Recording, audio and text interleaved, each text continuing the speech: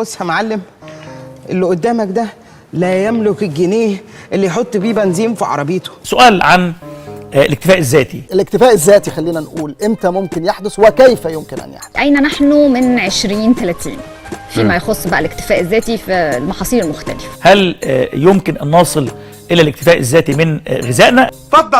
اتفضلي فهمني. كنا دايما في المدرسة وفي المناهج بتاعتنا الدراسية ناخد ازاي نقدر ان احنا نحقق الاكتفاء الذاتي من كذا. اتفضل ايه؟ علمني، انا قدامك اهو جاهز. الأرز أنا مش بس يعني مش عايز الأرز موجود معانا وعندنا اكتفاء ذاتي فيه. اكتفاء ذاتي من الأرز.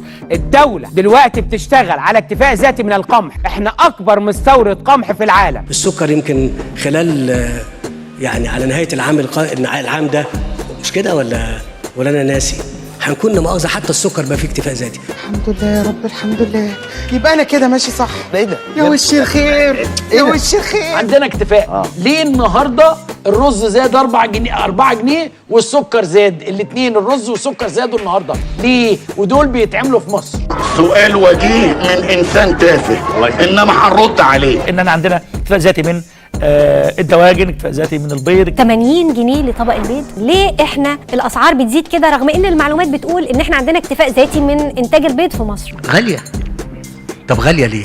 هو البيض عندك ايه رايك؟ لا والله ايه رايك؟ موضوع ايه في ايه؟ في اللي انت بتقوله ده.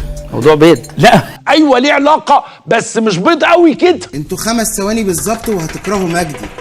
4 3. اكتفاء ذاتي من المحاصيل البستانيه، من الخضروات. احنا بالنسبه للمحاصيل البستانيه الخضار والفاكهه ما عندناش اي مشكله على الاطلاق، احنا عندنا الحمد لله اكتفاء ذاتي. الأسعار بتزيد أكتر من الهيروين. أسعار البصل بكلمك شوفوا على إيه؟ الطماطم. وبعدين الشجرة ما بتكتبش. النهارده احنا وصلنا في اكتفاء ذاتي في الأسماك بعد هذه المشروع إلى ما يقترب من 85%. بعض الأسماك زادت بنسبة تزيد عن 60 و70 و80%. سمكة عربولتية، سمكة عربولتية على وش المية. بالنسبة للحوم هناك فجوة ما بين الاستهلاك والإنتاج المحلي تقدر بحوالي 40%، ولكن بيتم استعاضة هذه الفجوة. 100 حمار مذبوح في المصرف. انا ما يهمنيش بقى النسب يعني فيها ان شاء الله، حتى ما يهمنيش ايا كان اي نسبه. لحم خنزير و2 لحم حمير و1 كلاب و1 حصان. كيلو اللحم ده بعد انا باكله وبدفع ثمن فيه يجيب لي نص كيلو، في حين ان انا ممكن اكله وادفع نفس الثمن ويجي لي كيلو وشويه. شاكرين على العشوه الظريفه دي يا بابا، ان شاء الله تعمل لنا على الغدا بكره صينيه كلاب. وبالتالي ان انا مش هبقى محتاج لحد. من اليوم بهجة الجديد بيتولد يا ولاد. هزرع بلدي. اللي فاتكم واللي جايكم يا ولاد. انا والله بحلف خدوا اللي انتوا عايزينه، انزلوا عبوا من الاسواق اعمل لك مفيش فلوس، بقول لك مفيش فلوس، اغنيها لك. انا عايز اقول لكم على حاجه، يعني لسه الجيش بينزل 2 مليون كرتونه، ممكن ينزل 2 و3 و10 و20. احنا عاملين حسابنا لكل حاجه. مش معقوله طول الوقت بتاخد الامور بسلاسه مع انها في كل مكان بسلاسه ونص. لما قلتلي بالضحك تبقى انت السبب. هيروح في داهيه.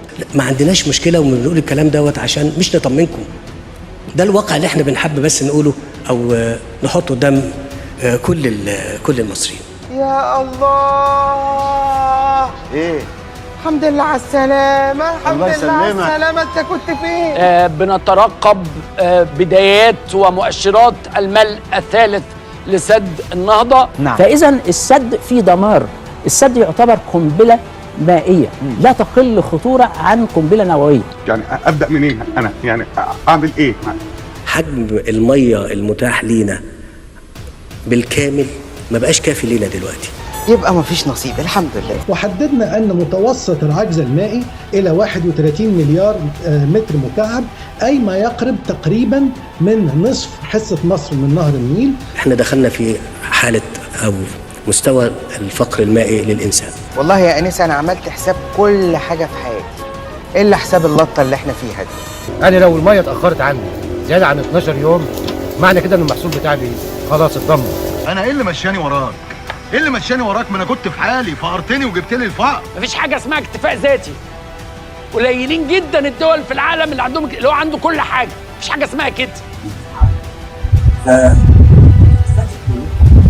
فالبلد بتشتغل النهارده ان انا عايز، مش لازم اعمل اكتفاء ذاتي 100% على فكره خالص، مش لازم. كنا كده يا معلم، بقينا كده لما مؤاخذة.